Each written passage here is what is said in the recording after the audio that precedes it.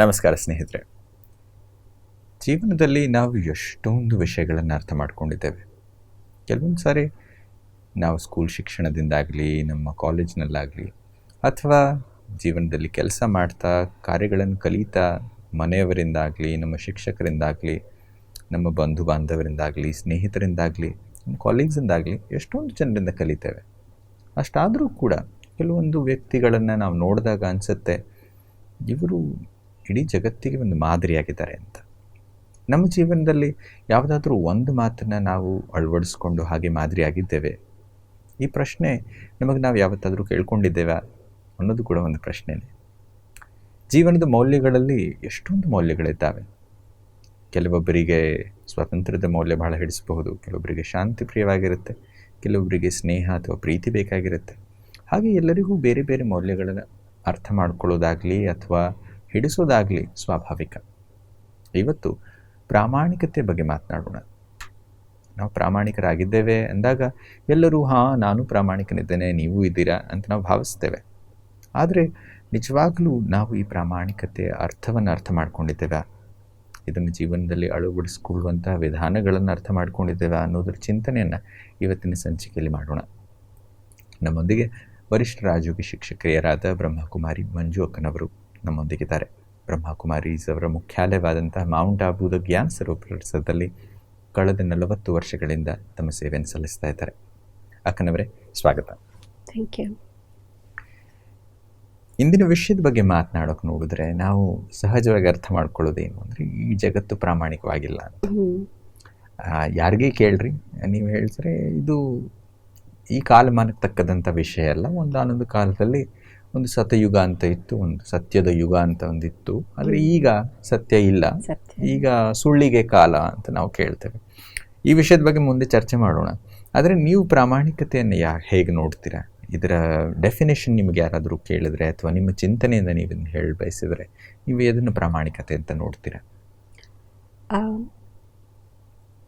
Actually honesty, ಪ್ರಾಮಾಣಿಕತೆ ಅನ್ನೋದು ಒಂದು ಸ್ಟೇನ್ ರಿಮೂವರ್ ಅಂಥದ್ದು. ನಾವು ಬೇರೆಯೊಬ್ಬರು ಪ್ರಾಮಾಣಿಕತೆ ಇರಬೇಕು, ಜಗತ್ತು, ಸೊಸೈಟಿ ಅಂತ ಅಂದ್ಕೊಳ್ತೀವಿ. But it begins from self. ಯಾವುದಾದ್ರೂ ವ್ಯಾಲ್ಯೂ ಫಸ್ಟ್ ಅದು ನನ್ನಿಂದ ಶುರುವಾಗುತ್ತೆ. ಪ್ರಾಮಾಣಿಕತೆ ಅನ್ನುವಂಥದ್ದು ನನ್ನ ಒಳಗಡೆ, ನನ್ನ ಮನಸ್ಸಿನಲ್ಲಿ, ನನ್ನ ಅಂತರಾತ್ಮದಲ್ಲಿ ಎಷ್ಟೋ ಸ್ಟೇನ್ಸ್ ಇವೆ. ಇದು ಬಿಳಿ ಸೀರೆ ಇದೆ, ಬಿಳಿ ಸೀರೆಯಲ್ಲಿ ಎಷ್ಟೋ ಕಲೆಗಳಿರುತ್ತೆ. ಅದು ತೊಳೆಯೋಕ್ಕೆ ನಾವು ಸ್ಟೇನ್ ರಿಮೂವ್ ಆಗ್ತೀವಿ. ಕೆಲವೊಂದು ಕಲೆಗಳು ಜಾಸ್ತಿ ಗಾಢವಾಗಿರುತ್ತೆ, ಏನೋ ಅದನ್ನು ನಾವು ನೆನೆಸಿಟ್ಟು special kind of detergent use ಮಾಡಬೇಕಾಗುತ್ತೆ. Stain remove like special kind use ಮಾಡಬೇಕಾಗುತ್ತೆ. ಆನೆಸ್ಟಿ ಅನ್ನುವಂಥದ್ದು ನಾವು ಬೇರೆಯವರು ಇರಬೇಕು, ಸಮಾಜ ಇರಬೇಕು, ಪ್ರಪಂಚ ಇರಬೇಕು ಅನ್ನುವಂಥದ್ದು ಅಲ್ಲದೆ ನಾನು ಆನೆಸ್ಟ್ ಆಗಿರೋದ್ರಿಂದ, ಪ್ರಾಮಾಣಿಕತೆ ನನ್ನ ಜೀವನದಲ್ಲಿ ಇರೋದ್ರಿಂದ ನನ್ನ ಜೀವನ, ನನ್ನ ಮನಸ್ಸು, ನನ್ನ ಮಾನಸಿಕ ಸ್ಥಿತಿ ಯಾವ ರೀತಿ ಇರುತ್ತೆ, ನನ್ನ ಜೀವನದಲ್ಲಿ ಎಷ್ಟು ನಾನು ಒಂದು ಹಾಯಾಗಿ ನಿದ್ರೆ ಮಾಡ್ಬೋದು. ಅಟ್ಲೀಸ್ಟು ಇವತ್ತಿನ ಜನ ನೋಡಿದ್ರೆ ಏನು insomnia has become a big disease, ಅದು ಯಂಗ್ಸ್ಟರ್ಸಲ್ಲಿ, ಓಲ್ಡ್ ಪೀಪಲಲ್ಲಿ. ಆದರೆ ಒಬ್ಬ ವ್ಯಕ್ತಿ ನಿಜವಾಗಿದ್ದಾನೆ, ಪ್ರಾಮಾಣಿಕವಾಗಿದ್ದಾನೆ ಅಂದರೆ ಅಟ್ಲೀಸ್ಟ್ ಹಾಯಾಗಿ ನಿದ್ರೆ ಮಾಡ್ಬೋದು. ಒಬ್ಬ ತನ್ನ ರಿಲೇಷನ್ಶಿಪ್ಸಲ್ಲಿ, ಪಾರಸ್ಪರಿಕ ಸಂಬಂಧದಲ್ಲಿ ಅವರು ಒಬ್ಬ ಮನುಷ್ಯನನ್ನು ಕಣ್ಣಿಟ್ಟು ಕಣ್ಣಲ್ಲಿ ನೋಡಿ ಮಾತಾಡ್ಬೋದು. ಆ್ಯಂಡ್ ಫಾರ್ ಮೀ ಆನೆಸ್ಟ್ ಆಗಿರುವಂಥ ವ್ಯಕ್ತಿಯಲ್ಲಿ ಕಾನ್ಫಿಡೆನ್ಸ್ ಇರುತ್ತೆ. ಆ್ಯಕ್ಚುಲಿ ಈ ಆನೆಸ್ಟಿ ಅಂಥದ್ರಲ್ಲಿ ಡಿಫ್ರೆಂಟ್ ಲೆವೆಲ್ಸ್ ಇದೆ. I don't know if you would say category or levels, whatever. One is cleanliness, ಸ್ವಚ್ಛತೆ. ಎರಡನೇದು ಸತ್ಯತೆ. ಮೂರನೇದು ಆನೆಸ್ಟಿ, ಪ್ರಾಮಾಣಿಕತೆ. ಇನ್ನೂ ಒಂದು ತುಂಬ ಸುಂದರವಾದಂತಹ ಪದ ಇದೆ ಇಂಗ್ಲೀಷಲ್ಲಿ, ಟ್ರಾನ್ಸ್ಪರೆನ್ಸಿ ಅಂತ ಹೇಳ್ತಾರೆ, ಪಾರದರ್ಶಕತೆ. ಇದು ಸಂಬಂಧದಲ್ಲಿ ಬರಬೇಕಾದ್ರೆ ಹೌ ಟ್ರಾನ್ಸ್ಪರೆಂಟ್ ಐ ಆಮ್ ಅಂತ ಗೊತ್ತಾಗುತ್ತೆ. ಅಂದರೆ ನನ್ನ ಮನಸ್ಸನ್ನು ಎಷ್ಟು ನಾನು ಸ್ವಚ್ಛವಾಗಿ ಇಟ್ಕೊಳ್ತೀನೋ ಅದು ನನಗೆ ಸುಖ ಕೊಡುತ್ತೆ. ಸುಖ ಇಟ್ ಮೀನ್ಸ್ ಕಂಫರ್ಟ್ ಅಂತ ಅಲ್ಲ, ಸುಖ ಅನ್ನುವಂಥದ್ದು ಅಟ್ಲೀಸ್ಟ್ ನನಗೊಂದು ಮಾನಸಿಕ ಶಾಂತಿ ಸ್ವಾಭಾವಿಕವಾಗಿರುತ್ತೆ, ಒಂದು ಒಳ್ಳೆ ಫೀಲಿಂಗ್ ಬರುತ್ತೆ, ಒಳ್ಳೆ ಫೀಲಿಂಗ್ ಇರುತ್ತೆ. ಅದಕ್ಕಾಗಿ ನಾನು ಯಾವ ಸ್ಪಿರಿಚುವಲ್ ಪ್ರಾಕ್ಟೀಸ್ ಮಾಡುವಂಥ ಅವಶ್ಯಕತೆ ಇರೋದಿಲ್ಲ. ನೀವು ದೇವಸ್ಥಾನಕ್ಕೆ ಹೋಗಬೇಕು, ಚರ್ಚ್ಗೆ ಹೋಗಬೇಕು, ಶಾಂತಿ ಬೇಕಂತ ನಾವು ಅಲ್ದಾಡಬೇಕು ಅಂತ ಅವಶ್ಯಕತೆ ಇರೋಲ್ಲ. ಅದು ನ್ಯಾಚುರಲ್ ಆಗಿರುತ್ತೆ. ಯಾಕೆಂದರೆ ಎಲ್ಲಿ ಸ್ವಚ್ಛತೆ ಇದೆಯೋ ಅಲ್ಲಿ ಶಾಂತಿ. ನೀವು ಇದನ್ನ ಪ್ರಾಮಾಣಿಕತೆ ಅಂತ ನೀವು ಹೇಳಿದಾಗ ನೀವು ಹೇಳಿದ್ರಿ, ಒಂದು ಸ್ವಚ್ಛತೆ ಬೇಕು, ಅದರಲ್ಲಿ ಸತ್ಯತೆ ಬೇಕು, ಪಾರದರ್ಶಕತೆ ಬೇಕು, ಅಂದಲ್ಲಿ ನಾವು ಅದನ್ನು ಆನೆಸ್ಟಿ ಅಂತ ಕರಿತೇವೆ ಅಂತ. ಈಗಿನ ಸಮಯಕ್ಕೆ ತಕ್ಕಾಗ ನಾವು ನೋಡಿದಾಗ ಕೆಲವೊಂದು ಸಾರಿ ನಾವು ಪ್ರಾಮಾಣಿಕತೆ ಅಂದಾಗ ಒಂದು ಮಿಸ್ಕಾನ್ಸೆಪ್ಷನ್ ಕೂಡ ಇದೆ. ಭಾಳಷ್ಟು ಜನ ಹೇಳ್ತಾರೆ, ನೀವು ಸತ್ಯದ ಬಗ್ಗೆ ಹೇಳಿದ್ರಿ, ನಾನು ಸತ್ಯನೇ ಹೇಳ್ತೇನೆ, ಅದಕ್ಕೋಸ್ಕರ ಜನ ಹೇಳ್ತಾರೆ, ನಾನು ನೋಡಪ್ಪ ನಾನು ಇರೋದು ಹೀಗೆ, ನಾನು ಬರೀ ಸತ್ಯನೇ ಹೇಳ್ತೇನೆ, ನನಗೆಲ್ಲ ಮುಚ್ಚುಮರೆ ಏನಿಲ್ಲ, ಹಾಗಂತ ಹೇಳಿ ನಾನು ಸತ್ಯ ಹೇಳೋದಕ್ಕೆ ಹೋಗಿ ಬಹಳ ರಫ್ ಆ್ಯಂಡ್ ಟಫ್ ಆಗಿ ಮಾತಾಡ್ತೇನೆ. ಸಂಬಂಧಗಳಲ್ಲಿ ನಾನು ಭಾಳ ಒರಟನಾಗ್ಬಿಡ್ತೇನೆ. ನನ್ನ ಶಬ್ದಗಳಲ್ಲಿ ಮಾಧುರ್ಯ ಆಗಲಿ ಅಥವಾ ಪ್ರೀತಿ, ಸ್ನೇಹ ಆಗಲಿ, ಗೌರವ ಆಗಲಿ, ಇದೆಲ್ಲ ಕಡಿಮೆ ಆಗ್ತಾ ಹೋಗ್ತವೆ. ಕೆಲವೊಂದು ಸರಿ ಏನಾಗುತ್ತೆ ಅಂದರೆ, ನಾನು ಪ್ರಾಮಾಣಿಕನಿದ್ದೇನೆ, ನನಗೇನು ಹೆದರೋದು, ನನಗೆ ಹೆದರಿಕೆ ಇಲ್ಲ ಅನ್ನೋ ಒಂದು ಭಂಟತನ ಬಂದಾಗ ನಾವು ನೋಡ್ತೇವೆ ಜನರು ಸಹಜವಾಗಿ ಸಮಾಜದಲ್ಲಿ ಇರುವಂತಹ ಏನು ನಿಯಮ ಕಾಯ್ದೆಗಳಿದ್ದಾವೆ, ರೀತಿ ನೀತಿಗಳಿದ್ದಾವೆ, ಅದಕ್ಕೂ ಕೂಡ ಗೌರವ ಕೊಡೋದಿಲ್ಲ. ದೊಡ್ಡವರು ಸಣ್ಣವರು ಅನ್ನೋ ಗೌರವವನ್ನು ಮೀರಿ ಜನ ಮಾತನಾಡ್ಬಿಡ್ತಾರೆ. ಹಾಗಾದಾಗ ಭಾಳಷ್ಟು ಜನಕ್ಕೆ ಅನಿಸುತ್ತೆ ಪ್ರಾಮಾಣಿಕತೆ ಅಂದರೆ ಇದೇನೇ ಅಂತ ಕೂಡ ಅನಿಸುತ್ತೆ. ಆದರೆ ಒಂದು ರೀತಿ ನೋಡಿದರೆ ಇದು ಕೂಡ ಸತ್ಯ ಅನಿಸುತ್ತೆ. ಯಾಕಂದರೆ ನೀವು ಒಳಗಡೆ ಹೇಗಿದ್ದರೂ ಹಾಗೆ ಹೊರಗಡೆ ಇರೋದನ್ನು ಕೂಡ ನಾವು ಪ್ರಾಮಾಣಿಕತೆ ಅಂತ ನಾವು ಭಾವಿಸಿದರೆ, ಹಾಗಾದರೆ ಮುಂದೆ ಯಾರೋ ಬಂದಿದ್ದಾರೆ, ಆ ವ್ಯಕ್ತಿ ನನಗೆ ಇಷ್ಟ ಇಲ್ಲ ಅಥವಾ ಅವನೇನೋ ತಪ್ಪು ಮಾಡಿದ್ದಾನೆ, ಆದರೂ ಕೂಡ ನಾನು ಅವನಿಗೆ ರೆಸ್ಪೆಕ್ಟಿಂದ, ಪ್ರೀತಿಯಿಂದ, ಗೌರವದಿಂದ ಮಾತನಾಡಿಸ್ಬೇಕು, ಸಮಾಜದ ಬಂಧನದಲ್ಲಿ ಇರ್ತಾ, ಆ ಸೀಮೆಯಲ್ಲಿ ಇರ್ತಾ ಕೆಲಸ ಮಾಡಬೇಕು ಅಂದಾಗ ಬಹಳಷ್ಟು ಜನಕ್ಕೆ ಒಂದು ದ್ವಂದ್ವ ಕ್ರಿಯೇಟ್ ಆಗುತ್ತೆ. ಸೊ ನೀವು ಅಂಥ ಕಾರಣ ನೋಡಿದಾಗ ಏನು ಬಯಸ್ತೀರಾ? ಜನರು ಇದನ್ನು ಮಾಡೋದು ಸರಿಯೇ ಪ್ರಾಮಾಣಿಕತೆ ಹೆಸರಿನಲ್ಲಿ, ಅಥವಾ ಇದು ಸರಿ ಇಲ್ಲವೋ, ಇದಕ್ಕೆ ಬೇರೆ ಒಂದು ಸ್ವರೂಪವನ್ನು ನಾವು ಹುಡುಕಬೇಕು? ಆ್ಯಕ್ಚುಲಿ ವ್ಯಾಲ್ಯೂಸ್ ಅನ್ನುವಂಥದ್ದು, ಮೌಲ್ಯಗಳು ಅನ್ನುವಂಥದ್ದು ಇಂಟರ್ಕನೆಕ್ಟೆಡ್, ಒಂದಕ್ಕೆ ಇನ್ನೊಂದಕ್ಕೆ ಸಂಬಂಧ ಇದೆ. ಒಂದು ಬಂದಲ್ಲಿ ಇನ್ನೊಂದು ತಾನಾಗೆ ಬರುತ್ತೆ, ಒಂದು ಇಲ್ಲದೇ ಇದ್ದರೆ ಇನ್ನೊಂದಿರೋಲ್ಲ. ಇಫ್ ಸಪೋಸ್ ನಾನು ಸತ್ಯವನ್ನೇ ಹೇಳ್ತೀನಿ, ನಾನು ಆನೆಸ್ಟ್ ವ್ಯಕ್ತಿ, ಇರೋ ಹಾಗೆ ಹೇಳ್ತೀನಿ ಅಂತ ನಾನು ಅಂದ್ಕೊಂಡಾಗ ಅದ್ರ ಜೊತೆಯಲ್ಲಿ ಸಭ್ಯತೆ ಇಲ್ಲದೆ ಇರಬೇಕಾದ್ರೆ ಆ ಸತ್ಯತೆ, ಆ ಟ್ರೂತ್ಗೆ ವ್ಯಾಲ್ಯೂ ಇಲ್ಲ. ಈಗ ಮಾರ್ಕೆಟಲ್ಲಿ ನೋಡಿ,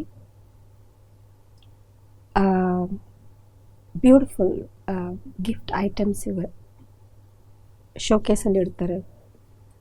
it could be any items for that matter.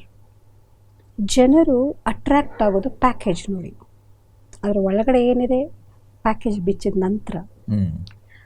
ಆ ಒಳಗಡೆ ಇರೋ ಪ್ರಾಡಕ್ಟು ಎಷ್ಟು ಅಥೆಂಟಿಕ್ ಆಗಿದೆ ಅನ್ನುವಂಥದ್ದು ನೆಕ್ಸ್ಟ್ ಕ್ವೆಶ್ಚನ್.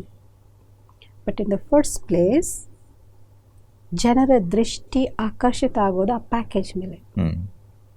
ಸೊ ಸತ್ಯತೆ ಅನ್ನೋದು ಪ್ರಾಡಕ್ಟು, ಸಭ್ಯತೆ ಅನ್ನುವಂಥದ್ದು ಪ್ಯಾಕೇಜು. ನಾನು ಸಭ್ಯನಾಗಿಲ್ಲ ಅಂದರೆ ಎಷ್ಟು ಸತ್ಯ ಹೇಳಿದ್ರೂ ಆ ಸತ್ಯಕ್ಕೆ ವ್ಯಾಲ್ಯೂ ಇಲ್ಲ. ಏಕೆಂದರೆ ಪ್ಯಾಕೇಜ್ ಎಷ್ಟು, ಈಗ ವಜ್ರ ಇದೆ, ನೀವು ಅಲ್ಲಿ ದಾರಿಯಲ್ಲಿ ಎಸ್ದು ಇದು ವಜ್ರಪ್ಪ ತಗೊಳ್ರಿ ಅಂದರೆ ಯಾರು ನಂಬಲ್ಲ. ವಜ್ರ ನಿಜವಾಗ್ಲೂ ಇದ್ದರೆ ದಾರಿಯಲ್ಲಿ ಯಾಕ್ರೆ ಹಾಕ್ತೀರಾ? ಪ್ರಶ್ನೆ ಅಲ್ವಾ? ಜೀವನ ಪರ್ಯಂತ ಇದು ವಜ್ರನೇ, ನಿಜ ಹೇಳ್ತಿದ್ದೀನಿ ಅಂತ ಹೇಳಿದ್ರು ಯಾರು ನಂಬಲ್ಲ. In fact that's the truth.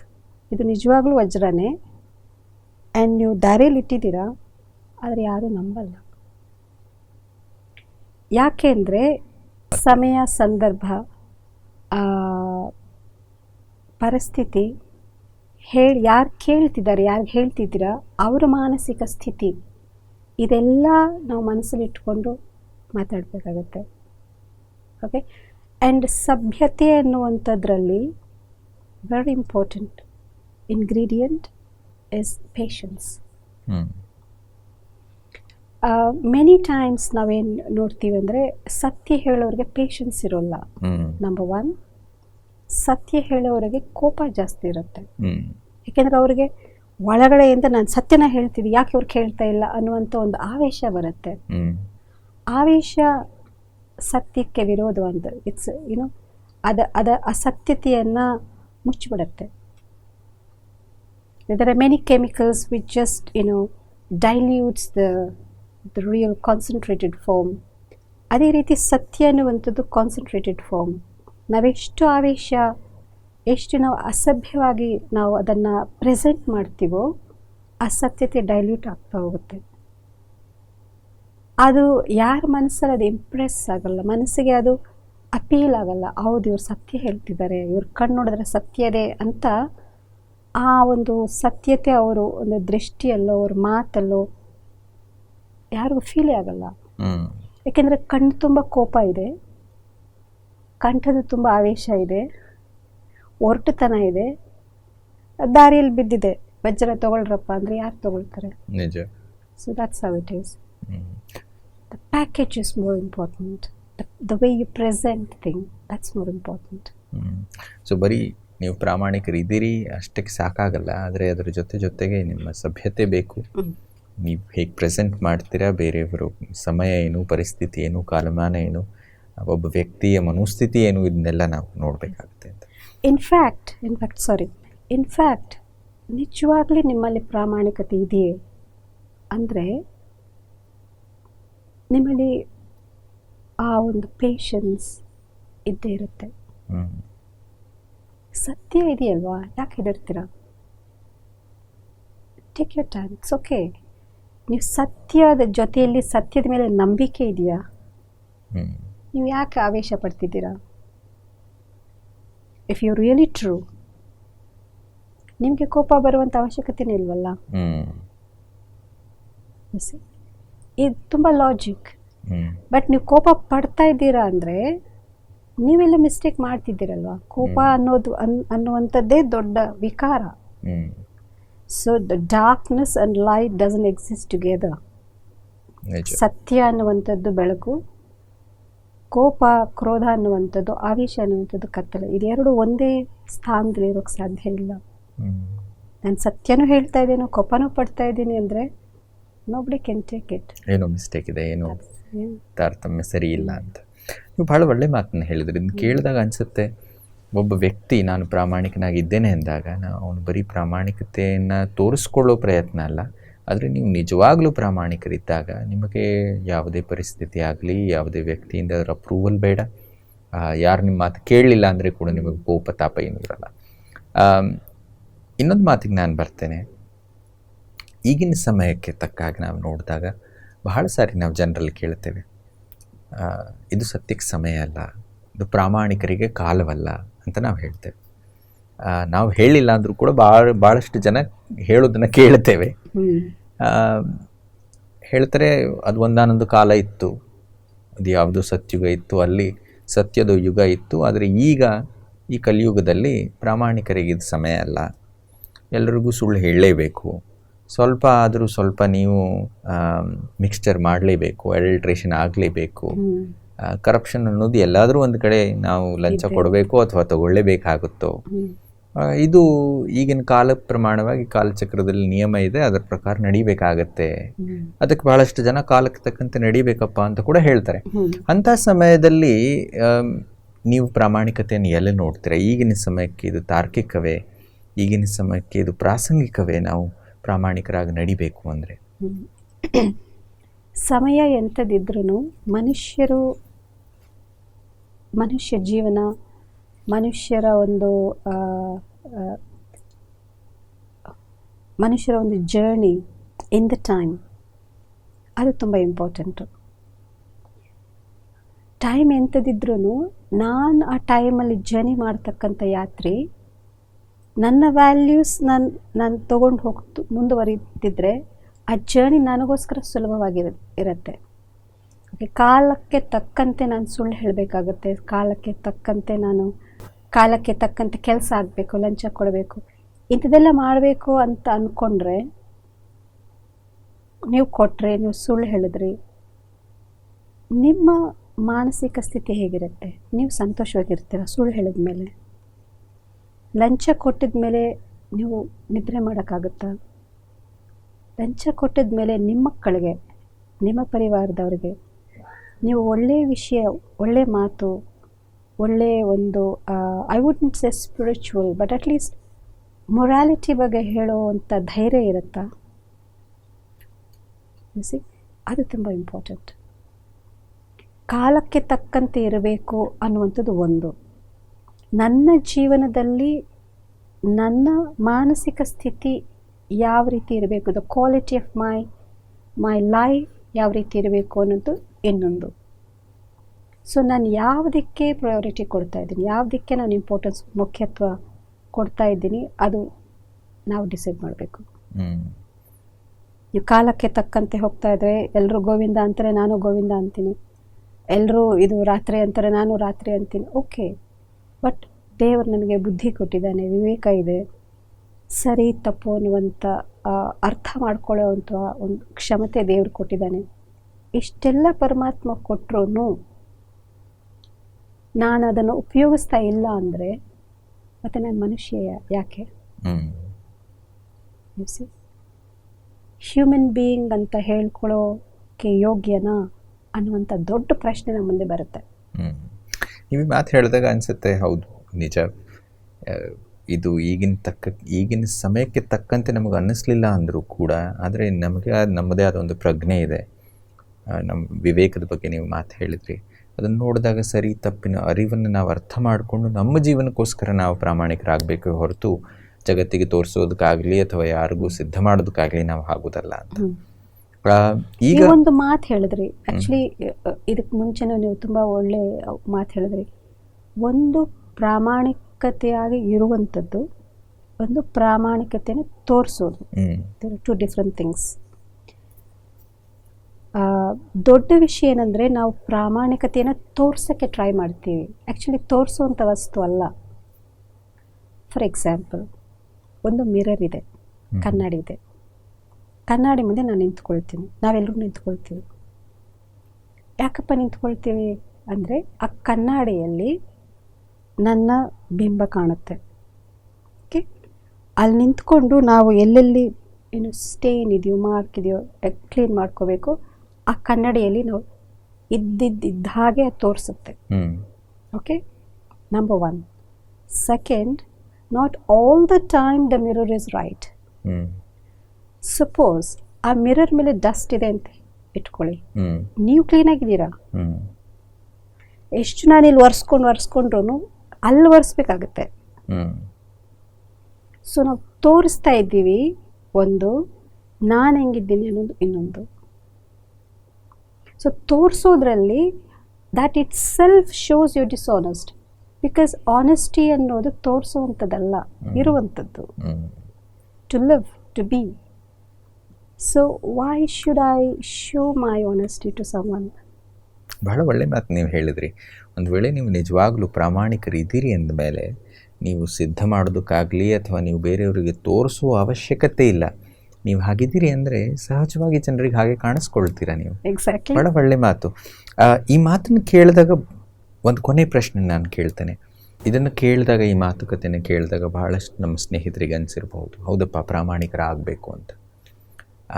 ಆದರೆ ಕಾಲಕ್ರಮೇಣವಾಗಲಿ ಅಥವಾ ಕುಸಂಗದಿಂದಾಗಲಿ ಅಥವಾ ನಮ್ಮ ತಪ್ಪು ಪರಿಕಲ್ಪನೆಯಿಂದಾಗಲಿ ನಾವೇನು ತಪ್ಪು ಮಾಡ್ತಾ ಬಂದೇವೆ, ಅಪ್ರಾಮಾಣಿಕರಾಗಿದ್ವೋ ಅಥವಾ ಮಿಕ್ಸ್ ಆ್ಯಂಡ್ ಮ್ಯಾಚ್ ಮಾಡ್ತಾ ನಡೀತಾ ಇದ್ವಿ ಜೀವನದಲ್ಲಿ. ಇವತ್ತು ನಾನು ಪ್ರಾಮಾಣಿಕನಾಗಬೇಕು ಅಂತ ನಾನು ಬಯಸಿದ್ರೆ ಕೆಲವೊಂದು ಸಾರಿ ನಮ್ಮಲ್ಲಿ ಬಹಳಷ್ಟು ಜನಕ್ಕೆ ಒಂದು ಅಭ್ಯಾಸ ಆಗಿಬಿಟ್ಟಿದೆ, ಒಂದು ಅಭ್ಯಾಸ ಬಲ.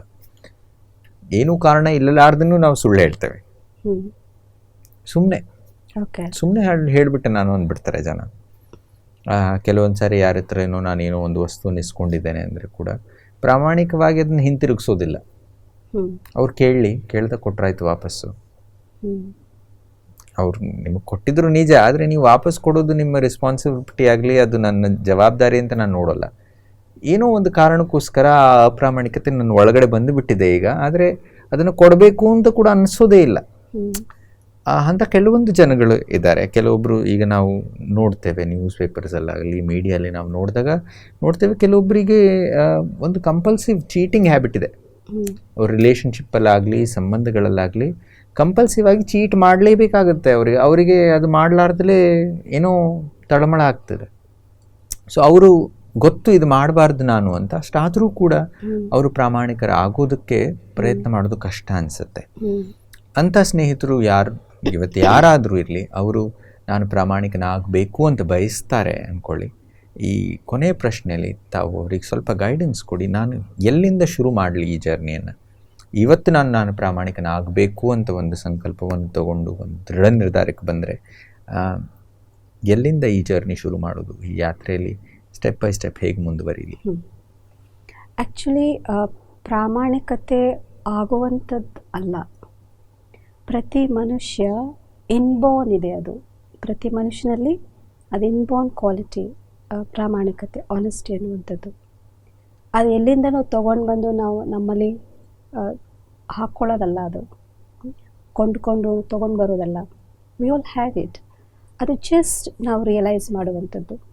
ಅನದರ್ ಥಿಂಗ್, ನೀವು ಹೇಳಿದಾಗ ಆನೆಸ್ಟ್ ವ್ಯಕ್ತಿ ತಪ್ಪು ಮಾಡಬಾರ್ದು ಅಂತ ಅಲ್ಲ. ತಪ್ಪು ಈ ಪ್ರಪಂಚದಲ್ಲಿ ನಾವು ಕಲಿಯುಗದಲ್ಲಿದ್ದೀವಿ. ಕಲಿಯುಗದಲ್ಲಿ ಮನುಷ್ಯರಲ್ಲಿ ತಪ್ಪು ಮಾಡೋದು ಮಾಡ್ತಾರೆ. ಮನುಷ್ಯ ಅಂದಮೇಲೆ ತಪ್ಪು ಮಾಡ್ತಾರೆ ಅಂತಲೂ ಹೇಳ್ತಾರೆ. ಆದರೆ ಮಾಡಿದ ತಪ್ಪನ್ನು ಅರ್ಥ ಮಾಡ್ಕೊಳ್ಳೋ honest. First let us begin there. ನಾನು ತಪ್ಪೇ ಆನೆಸ್ಟ್ ಆಗಿದ್ದೀನಿ, ತಪ್ಪೇ ಮಾಡಬಾರ್ದು ಹಾಗಲ್ಲ. ಚಿಕ್ಕ ಪುಟ್ಟದೆಲ್ಲ ನಾವೆಲ್ಲ ಮಾಡ್ತಿರ್ತೀವಿ. ಬಟ್ ಇನ್ನೊಂದು ವಿಷಯ ನೀವು ಹೇಳಿದ್ದು, ಬೇರೆಯವ್ರನ್ನ ಚೀಟ್ ಮಾಡುವಂಥ ಒಂದು ಅಭ್ಯಾಸ ಜನರಿಗೆ ಜಾಸ್ತಿ ಇದೆ. ಈಗ ನಿಮಗೆ ಪಾಕೆಟ್ ಇದೆ, ಓಕೆ, ನಿಮ್ಮ ಪಾಕೆಟಲ್ಲಿ ನೀವು ಚಾಕ್ಲೇಟ್ಸ್ ಇಟ್ಕೊಂಡಿದ್ದೀರ. ನಿಮ್ಮ ಪಾಕೆಟಿಂದ ನನಗೆ ಕೊಡಬೇಕಾದ್ರೆ ನೀವೇನು ಕೊಡ್ತೀರಾ? ಚಾಕ್ಲೇಟಿಗೆ ಕೊಡ್ತೇನೆ, ನನ್ನ ಹತ್ರ ಅದಿದೆ. ಓಕೆ, ನನ್ನ ಹತ್ರ ಪಾಕೆಟ್ ಇದೆ, ನನ್ನ ಪಾಕೆಟಲ್ಲಿ ಫ್ಲವರ್ಸ್ ಇದೆ. ನಾನು ನಿಮಗೆ ಕೊಡಬೇಕಾದ್ರೆ ಏನು ಕೊಡ್ತೀನಿ? ಫ್ಲವರ್ಸ್ ಕೊಡ್ತೀರಾ, ರೈಟ್. ಸೊ ನಾನು ಚೀಟ್ ಮಾಡ್ತಾ ಇದ್ದೀನಿ ಅಂದರೆ ಆ್ಯಕ್ಚುಲಿ ಆ ವ್ಯಕ್ತಿ ತಾನೇ ಚೀಟ್ ಮಾಡ್ಕೊಳ್ತಾ ಇದ್ದಾನೆ. He is not cheating anybody else, because ಆ ವ್ಯಕ್ತಿ ಒಂದು ಮಾನಸಿಕ ಸ್ಥಿತಿ, ಆ ವ್ಯಕ್ತಿ ದ ಸ್ಟೇಟ್ ಆಫ್ ಮೈಂಡ್, ಆ ಜೀವನದ ಒಂದು ಕ್ವಾಲಿಟಿ ಎಷ್ಟು ಯುನೋ ಕೆಳಮಟ್ಟಕ್ಕಿದೆ ಅಂದರೆ, ಅವರಿಗೆ ಚೀಟ್ ನಾನು ಬೇರೆಯವ್ರಿಗೆ ಕೆಲವರು ಬೇರೆಯವ್ರಿಗೆ ಚೀಟ್ ಮಾಡಿ ಅದರಲ್ಲಿ ಸಂತೋಷ ಪಡಿತಾರೆ. They happy. ಆ್ಯಕ್ಚುಲಿ ಅವ್ರಿಗೆ ನನ್ನ ಕಾಲಲ್ಲಿ ನಾನು ಕೊಡ್ಲಿ ಹೊಡ್ಕೊಳ್ತಾ ಇದ್ದೇನೆ ಅನ್ಸ್ಕೊಳ್ಳೋದಿಲ್ಲ. ಅನ್ಸ್ಕೊಳ್ಳಲ್ಲ. ಅದು ಸಮ್ವೇರ್ ಅವರ್ ಲೈಫ್, ಅವ್ರ ಕ್ವಾಲಿಟಿ ಆಫ್ ಲೈಫ್ ಡಿಗ್ರೇಡ್ ಆಗ್ತಾ ಇರುತ್ತೆ. ಆ್ಯಂಡ್ ಹಿಯರ್ ವೆರಿ ಇಂಪಾರ್ಟೆಂಟ್ಲಿ ನಾವೇನು ಅರ್ಥ ಮಾಡ್ಕೋಬೇಕಂದ್ರೆ, ನನ್ನ ಹತ್ರ ಏನಿದೆ, ನಾನು ಏನು ಕೊಡ್ತಾ ಇದ್ದೀನಿ, ನಾನು ಚೀಟ್ ಮಾಡ್ತಾ ಇದ್ದೀನ, ಬೇರೆಯವ್ರಿಗೆ ದುಃಖ ಕೊಡ್ತಾ ಇದ್ದೀನ, ನನ್ನಿಂದ ಬೇರೆಯವರಿಗೆ ಏನು ಲಭಿಸ್ತಾ ಇದೆ ಅಂದರೆ ಅದು ನನ್ನ ಹತ್ರ ಇದೆ ಅಂತ ಅರ್ಥ. ನಾನು ಬೇರೆಯವರಿಗೆ ಚೀಟ್ ಮಾಡ್ತಾ ಇದ್ದೀನಿ ಅಂದರೆ ನನ್ನ ಪಾಕೆಟಲ್ಲಿ ಏನಿದೆ ಅದೇ ಇದೆ ಅಂತ ಅರ್ಥ. So would you like to have that in your pocket? ಒಂದು ಮನುಷ್ಯ, ಯಾವ ಮನುಷ್ಯ ಇದ್ರೂ ತನ್ನ ಪಾಕೆಟಲ್ಲಿ ಇಂಥ ವಸ್ತುಗಳನ್ನು ಇಟ್ಕೋಬೇಕು ಅಂತ ಅಂದ್ಕೊಳ್ಳೋದೇ ಇಲ್ಲ. ಎಷ್ಟು ಕೆಟ್ಟ ಮನುಷ್ಯ ಅಂತ ಹೇಳುವಂಥ ಒಂದು ಮನುಷ್ಯ ಇದ್ರೂ, ಒಂದು ಕೆಟ್ಟವನು ಪರಿಸ್ಥಿತಿ ಇರಬಹುದು, may be what ever the situations, ಅದು ಮಾಡ್ತಾ ಮಾಡ್ತಾ ಮಾಡ್ತಾ ಒಬ್ಬ ಮನುಷ್ಯಗೆ ಮನಸ್ಸಾಕ್ಷಿ ಅಂತಲೂ ಒಂದಿರುತ್ತೆ. ಆ ಮನಸ್ಸಾಕ್ಷಿ ಅನ್ನುವಂಥದ್ದು ಡಮ್ ಆಗಿಬಿಡುತ್ತೆ, ಮಾತಾಡಲ್ಲ ನಿಮ್ಮ ಹತ್ರ. ಇಟ್ಸ್ ಕ್ವಾಯಟ್, ನಾನು ಏನು ಬೇಕಾದರೂ ಮಾಡ್ಕೊಪ್ಪ, ನಾನು ನಿನ್ನ ಹತ್ರ ಮಾತಾಡಲ್ಲ ಅಂತ ಅದು ಕೋಪ ಮಾಡ್ಕೊಳ್ತಾರಲ್ಲ, ಮುನಿಸ್ಕೊಳ್ತಾರಲ್ಲ. ಸೊ ಮನುಷ್ಯನ ಮನಸ್ಸಾಕ್ಷಿ ಮನುಷ್ಯನಿಂದ ಮುನಿಸ್ಕೊಳ್ಳುತ್ತೆ, ಅಂದರೆ ಅದು ಮಾತಾಡಲ್ಲ, doesn't speak. Any number of time you try to knock, doesn't open. So actually honesty ಅನ್ನುವಂಥದ್ದು ವ್ಯಾವಹಾರಿಕ ಮಾತ್ರ ಅಲ್ಲ, it's human, the main core ingredient. ಪಾಯಸ ಮಾಡಿದ್ರೆ ಅದಕ್ಕೆ ಮೇನ್ ಇಂಗ್ರೀಡಿಯೆಂಟ್ ಇರುತ್ತೆ. ನಮ್ಮ ಜೀವನದಲ್ಲಿ ಅದು ಮನುಷ್ಯ ಉತ್ತಮ ಜನ್ಮ, ಉತ್ತಮ ಸ್ಪೀಶಿ. ಆ ಒಂದು ಮನುಷ್ಯ ಒಂದು ಪ್ರಾಣಿಯಲ್ಲಿ ಉತ್ತಮ ಪ್ರಾಣಿ. ಈ ಪ್ರಾಣಿಯಲ್ಲಿ ಪ್ರಾಮಾಣಿಕತೆ ಇರೋದ್ರಿಂದನೇ ಮನುಷ್ಯನಾಗಿದ್ದಾನೆ, ಮೇನ್ ಇಂಗ್ರೀಡಿಯೆಂಟ್. ಮತ್ತು ಅದಿಲ್ಲ ಅಂದರೆ ಪಾಯಸದಲ್ಲಿ ಏನು ಮಜಾ. ಬಹಳ ಒಳ್ಳೆ ಮಾತು ನೀವು ಹೇಳಿದ್ರಿ. ಪ್ರಾಮಾಣಿಕರಾಗೋದಕ್ಕೋಸ್ಕರ ಪ್ರಯತ್ನ ಮಾಡೋದಲ್ಲ, ಅದಕ್ಕೋಸ್ಕರ ಪ್ರಯಾಸ ಮಾಡುವಂಥ ಅವಶ್ಯಕತೆ ಇಲ್ಲ, ಅದರಲ್ಲಿ ಏನೂ ಹಾಕೋ ಅವಶ್ಯಕತೆ ಇಲ್ಲ. ಇನ್ಫ್ಯಾಕ್ಟ್ ಒಳಗಡೆಯಿಂದ ಅದು ಹೊರಗಡೆ ಬರಬೇಕು. ಸೊ ಒಳಗಡೆ ನೀವೆಲ್ಲರೂ ಪ್ರಾಮಾಣಿಕರು ಇದ್ದೀರಿ ಅನ್ನೋದನ್ನು ನೀವು ಮಾತನ್ನು ತಿಳಿಸ್ಕೊಟ್ರಿ. ನಮ್ಮ ಸ್ನೇಹಿತರು ಯಾರು ಪ್ರಾಮಾಣಿಕರಾಗಬೇಕು ಅಂತ ಬಯಸ್ತಾರೋ ಕೂಡ ಒಳಗಡೆ ನೋಡುವಂಥ ಅವಶ್ಯಕತೆ ಇದನ್ನು ಮಾಡಿದ್ರೆ ಸಹಜವಾಗಿ ಪ್ರಾಮಾಣಿಕರಾಗ್ಬೋದು. ಈ ಮಾತುಕತೆಯಲ್ಲಿ ಭಾಳಷ್ಟು ಒಳ್ಳೆ ಮಾತುಗಳು ಹೊರಗಡೆ ಬಂದಿದ್ದಾವೆ. ನಾನು ಭಾವಿಸ್ತೇನೆ ನಮ್ಮ ವೀಕ್ಷಕರು ಕೂಡ ಈ ಮಾತುಗಳನ್ನು ತಮ್ಮ ಜೀವನದಲ್ಲಿ ಅಳವಡಿಸ್ಕೊಳ್ಳೋದಕ್ಕೆ ಇದು ಸಹಜವಾಗಿ ಅವರಿಗೊಂದು ದಾರಿದೀಪವಾಗುತ್ತೆ ಅಂತ ನಾನು ಭಾವಿಸ್ತೇನೆ. ತಾವು ಸ್ಟುಡಿಯೋಗೆ ಬಂದ್ರಿ, ಕಾಲಾವಕಾಶವನ್ನು ತೆಗೆದುಕೊಟ್ರೆ ಅದಕ್ಕೋಸ್ಕರ ತುಂಬ ತುಂಬ ಧನ್ಯವಾದಗಳು. ನಮಸ್ಕಾರ. ನಮಸ್ಕಾರ. ಸ್ನೇಹಿತರೆ, ಪ್ರಾಮಾಣಿಕತೆಯನ್ನು ನಾವು ಪ್ರಾಮಾಣಿಕರಾಗಿ ಅರ್ಥ ಮಾಡ್ಕೊಂಡಿದ್ದೇವೆ ಅನ್ನೋದಕ್ಕೆ ಈ ಒಂದು ಸಂಚಿಕೆಯಲ್ಲಿ ಒಂದು ಚಿಕ್ಕ ಪ್ರಯಾಸವಿತ್ತು. ನಾನು ಅಂದ್ಕೊಳ್ತೇನೆ, ನಮ್ಮಲ್ಲಿ ಯಾವುದೇ ರೀತಿಯ ಅಂಡರ್ಸ್ಟ್ಯಾಂಡಿಂಗ್ ಇರಲಿ, ಪರಿಕಲ್ಪನೆ ಇರಲಿ ಪ್ರಾಮಾಣಿಕತೆಯ ಬಗ್ಗೆ, ಇವತ್ತು ಒಂದು ಹೊಸ ಅರ್ಥವನ್ನು ನಾವು ಕಂಡಿದ್ದೇವೆ ಅಂತ ನಾನು ಭಾವಿಸ್ತೇನೆ. ನಾವು ಪ್ರಾಮಾಣಿಕರಾಗಬೇಕು ಅಂತ ನಾವು ಬಯಸಿದಾಗ ಒಳಗಡೆ ನೋಡುವಂಥ ಅವಶ್ಯಕತೆ ಇದೆ. ನಮ್ಮೊಳಗಡೆ ನಾವೆಲ್ಲರೂ ಪ್ರಾಮಾಣಿಕರಾಗಿದ್ದೇವೆ, ಆದರೆ ಅವು ಏನು ಕಲೆಗಳಿದ್ದಾವೋ ಅದನ್ನು ತೊಳೆಯುವಂಥ ಪ್ರಯತ್ನ, ಅವನ್ನೆಲ್ಲ ಹೋಗಲಾಡಿಸುವಂಥ ಪ್ರಯತ್ನ ಮಾಡಿದಾಗ ನಮ್ಮ ಪ್ರಾಮಾಣಿಕತೆಯ ಬಣ್ಣ ಇನ್ನೂ ಹೆಚ್ಚು ಹೊರಗಡೆ ಬರುತ್ತೆ. ಇಂದಿನ ಸಂಚಿಕೆಯಲ್ಲಿ ಇಷ್ಟೇ. ಮತ್ತೆ ಭೇಟಿಯಾಗೋಣ. ಅಲ್ಲಿವರೆಗೂ ನಮಸ್ಕಾರ.